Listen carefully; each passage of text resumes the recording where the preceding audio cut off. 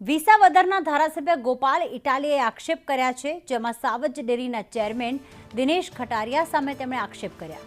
તેમણે કહ્યું કે સાવજ ડેરીમાં કેમિકલ યુક્ત દૂધ બની રહ્યું છે.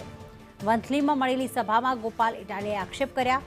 સાથે ઉપર કહ્યું કે નકલી મંડળી છે અને નકલી મતદાનના આધારે તેઓ જે દિનેશભાઈ છે તે ચેરમેન બન્યા છે.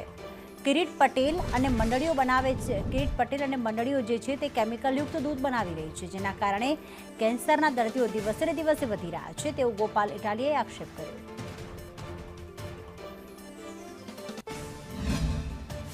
દૂધની અંદર પ્યોર કેમિકલ નાખવામાં આવે છે. એ કેમિકલ વાળું દૂધ સાવજ ડેરીમાં ભાજપના માણસો ભરે છે. સાવજ ડેરીમાં પેકિંગ થાય છે. એ પેકિંગ વાળો માલ આપણે બીજા ત્રીજા દિવસે ખરીદીને પી જાય, પછી થાય છે આપણને કેન્સર.